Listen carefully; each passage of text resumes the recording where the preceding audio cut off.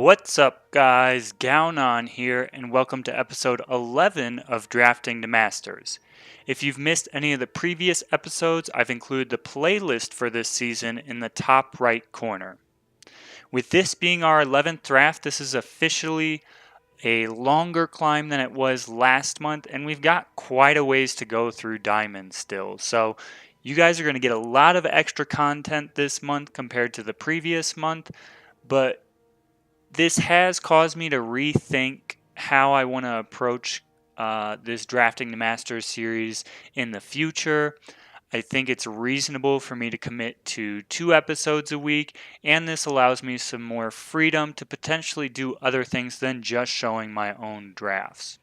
I'd love to hear what you guys think about this, so if you have any opinions, don't hesitate to put them in the YouTube comments or hit me up on Twitter. I'd love to hear what you guys think. Without further ado, let's get into our 11th draft of the month. Alright, so pretty easy first pick here. Thief's Pick is just a bomb. Unblockable is such a good keyword, and I think it's just so much better than the other cards. You know, Veteran Strategist is okay. It helps us splash potentially. Workshop Tinker is a decent 2-drop. Left-Right Target Caller is a nice Inspire guy. But Thief's Pick is way above all these, so I'm going to take it here. So this pick is a little bit more interesting. We've got our friend Grimy. Not even going to attempt to say the second half of the name. I don't love him. Grenarender is a decent 2-drop. Render's Choice, not really a big factor in Limited because there aren't that many multi-faction cards. Most cards have just a single faction. There are also cards like War Painter here, which is reasonable. Training Ground is good, and Lethrai Darkstalker is good as well. So for me, this pick is between Training Ground and Lethrai Darkstalker. I like Training Ground quite a bit more than Darkstalker, so I'm going to take it here. Next, we've got Lethrai Target Caller, which is a good 2-drop Inspire guy. Not necessarily 2-drop since it's hard to hit Double Shadow. We've got Living Offering, which is reasonable, and we've got an off-color Crest at this point as well. I don't think any of the other commons are worth considering over Lethrai Target Caller. And considering we definitely want to be in Shadow, given that we have Thief's Pick, I think it makes sense to take Lethrai Target Caller here over the other two. Blade Whirl is a solid pickup here. There's also Staff of Speed, which could just take out a bomb in their hand. I think it's pretty much between those two at this point. And for me, I'm going to take Blade Whirl. It leaves us the most open at this point. You know, we're not committed to time by any means, so Blade Whirl's fine here. So we've got cards of all factions here, so I think the Justice cards are pretty weak. The Shadow cards aren't great. Plover's okay. Advanced Scout is okay. I think Ankle Cutter is just the best card in the pack, so I'm going to take it here over the others. So we've got some choices here. Grenarender is an okay 2-drop. Lethrai Secret Weaver can be good. Manufacture is okay. Sky Crew is okay. I'd say those are pretty much the cards you want to be looking at. They're all pretty much even on power level. So for me, I'm just going to take Grenarender as a solid 2-drop rather than venture into a 4th color at this point. Training Ground is pretty good again. There's also Scavenging Spikeback, which I like a bit, and Snowfort Trumpeter. So for me, it's between Spikeback and Training Ground. I'm not going to venture into a 4th color. I'm just going to take another Training Ground here.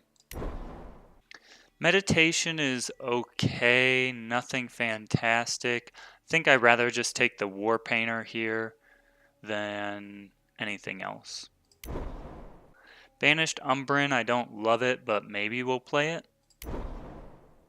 Hopefully we don't have to play any of these cards, but I'm just going to take the highest Shiftstone card in that situation. Gathering Lights probably won't play it, and Hold Up probably won't play it. Ooh, So Katra, pushes us towards Xenon quite a bit. I think it's worth taking here. We're not losing out on anything else, and the power level of Katra is very high if you can get the uh, life force synergies going. So I'm going to take Katra here. Nocturnal Creeper is a great 2-drop. Amber Acolyte is good for fixing. I think those are probably the two cards we should be looking at. For me, I'm going to take the Amber Acolyte here for the fixing over the Deadly 2-drop. We've got Training Ground at the moment for 2-drops. We've got Lethrite Target Caller, so I think it's fine to take Amber Acolyte here. Bold Adventurer is a good 2-drop. You also have Direwood Prowler, which is good late game power. So yeah, we'll take Direwood Prowler here because the power level of it is pretty high. Here, Xenon Guardian is very good for us. Oni Ronin coming through, Frontier Confessor coming through, so those are pretty interesting. But I think we can't pass up on Xenon Guardian. We don't have any primal cards we would want to splash with this Felon banner, so I think taking Devour makes sense here, helps with trigger Katra and everything like that. And, you can block something and then Devour when you're in a chump blocking situation, so I don't mind taking Devour here. Cabal Slasher is good. It's got the same payoff synergy with Katra. There's also Elder's Feather, which could be worth splashing for. But we've already got Thief's Pick, which is similar, so I'd rather just take Cabal Slasher, which is a fine 2-drop. So our choice is between Last Light Infusion and Amethyst Waystone. I think both are reasonable. There is also a Shiny Common Cause. We don't have anything that synergizes with Nightfall at the moment, but I still think it's fine to take Amethyst Waystone here. Here we'll take Flashy Duelist over a second Devour. And then Cabal Bludgeoner is fine. How deep do we want to go? Do we want to take this Water of Life? We might take it here, I think, because we already have Amethyst Waystone. There's not a bunch of Nightfall synergy, so we might as well take the Water of Life. Xena Destroyer is a very nice late pickup for us, and another Devour. Ooh, so Vara's Choice is a pretty good piece of removal. Oasis Seeker is very good with Katra, though. Yeah, so I think for me, I'm going to take this Oasis Seeker over Vara's Choice. I think the upside for this deck is very high for Oasis Seeker, so makes a lot of sense to take it here. So we get rewarded. We could take a Vara's Choice here. We could also take Baying Sarasaur or Knifejack, or even another Cabal Slasher. And I think a lot of these cards are on the same power level. For me, I rather have the 2-drops, so I think we'll take another Cabal Slasher here. A second Direwood Prowler is nice for us. It gives us some much needed gas in the late game, so I think I'll take that over Cover of Darkness. Rapid Shot is just too good to pass up. I would like this Ancient Lore or even this Predator's Instinct, but Rapid Shot is like one of the premier reasons to be in Shadow, so I have to take it here. Beastcaller's Amulet, we don't have a ton of ways to get this through, but still worth taking here. Excavation Assistant might be okay. It can hold the ground while we set up things for Katra.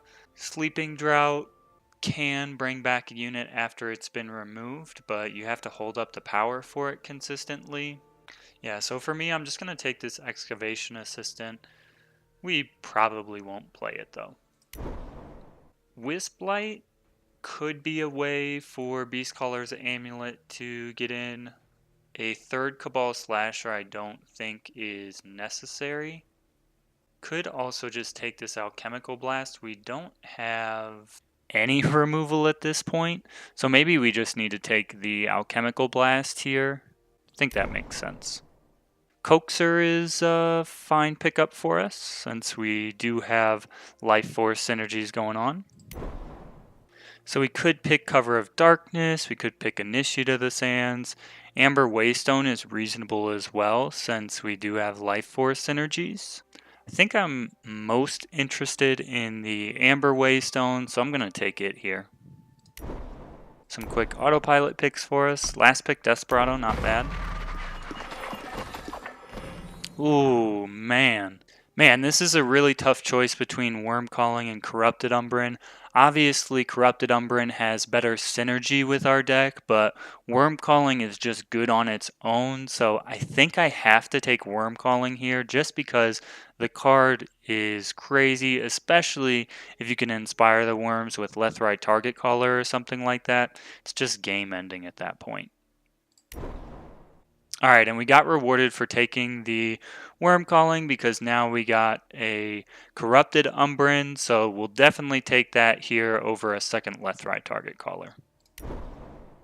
Pensive Lumen is some nice top end. You know, we're probably going to be fairly aggressive. We need to win with combat math here because we don't have hardly any removal, so Pensive Lumen it is. Sentry would be okay, but I don't think we really need any more beef at the top end. I'm just going to take this Staff of Speed. It's like pseudo removal because we can make something so expensive in our opponent's hand that they can't play it. So I think it's better here for us than Subterranean Sentry. Holy, Surgeon Saw is fantastic for us. You know, can put it on a flyer and potentially just continue to get in and keep pumping up our board with Katra, so love Surgeon Saw here. We could do another Pensive Lumen. We could do a Spite Feeder for, you know, those flyer synergies we were talking about. As weird as it may seem, I think I am going to take Spite Feeder here over a second Pensive Lumen. We've got so much beef at the top end, I don't think we want too much more. So I think it makes sense to take Spite Feeder here. Coronal Umbran is a decent pickup for us. How many Wisps do we have? Alright, so we don't have a ton of Wisps, so I don't think Coronal Umbran is the right pick. I'd rather just pick Primeval Plover and use that as a flyer that can get in and finish games for us. So we'll take that here. Meditation, we didn't get any of the killer synergies or anything like that, but I still think it's worth taking it just because it could save a unit for us. We may or may not play it. I think it's better than Sirocco Elementalist, and we already have a holdup which we might have to play, so I think Meditation it is. Might as well take the shiny Meditation. Don't know if we'll play a second Spite Feeder, but we'll take it here. And some quick autopilot picks. And let's get the power out of here and now focus on what we need to cut. So right away, the weakest cards for me are things like Hold Up, Second Devour, but Second Devour is probably better than Water of Life, so I'm just going to take Water of Life out. I'm going to take Meditation out. I want the Training Grounds, I want the Devours, like Rapid Shot here, like Alchemical Blast, like Worm Calling and Gathering Lights. Hold Up, the only reason I'm thinking about playing Hold Up is just because we don't have many forms of removal. We're just going to be relying on combat math to win, basically, which can be done. So yeah, I think I am going to take out Hold Up here. I like all of our attachments, and this is probably a 17 power deck, so that means we would need to cut 5 cards. I don't think they can all be units, so we have to cut something else from the spells. I don't want to cut any of these attachments. Training Ground is technically units, so maybe it's okay to cut some of these units and go down to 16, but it would really be 18 with Training Ground, 19 if you count Worm Calling. So yeah, maybe it is okay to cut some of these units. So I think Bludgeoner can go, Banished Umbran can go, those are easy cuts right away. Spite Feeder, we don't have a lot of synergy with this, but it is just a flyer. But I think it can go. I don't think we really need it. I think Excavation Assistant is fine for the potential Beast Caller's Amulet play. think the slashers are very good in this deck. Flashy Duelist is fine. Yeah, I like all our 1 and 2 drops at this point. 3 drops, do we have a way to get Desperado through? The only way we do is like Thief's Pick or something like that. So I don't know if this is good enough. I know Xenon Destroyer is going to be good for us. Corrupted Umbran's great, Katra's great, Plover's great, Guardian's great, Blade Whirl is good, Lumen's good. I think Coaxer is like the weakest of our top end, even though it is potential lifesteal for the Life Force synergies. I think all the attachments are good, and I think we can take out one of these Devours. I think Gathering Lights is going to be fine in this deck, help us go wide, so yeah, I think it makes more sense to get rid of a Devour over another unit or Gathering Lights. So we've got 17, 18, 19, 20, basically 21 units, and I think this is going to be pretty good. So let's get the power add to the deck. Got these Waystones, and then we'll just add the rest. 8-9 split makes sense. We want to play left right target caller on 2 if possible. So we've got a lot of double influence cards, so glad we have this Amber Acolyte to help our fixing, but overall like how the deck looks. Just want to close this episode 11 draft and deck building portion out by saying thanks for joining me on this journey. I really appreciate it. As I said at the top of the episode, if you have any thoughts or concerns about me changing the format of this series, not potentially recording all of my drafts, just showing 2 episodes a week, don't hesitate to let me know in the comments below. You know, I do this series for you guys. I want this to be meaningful for you all and help you and encourage you to make your own climb to masters. So if making that change wouldn't, let me know your thoughts. Also, if you're enjoying the content, don't forget to subscribe to the YouTube channel. I've really loved watching the channel grow while I've done this series, and all your guys' support is greatly appreciated.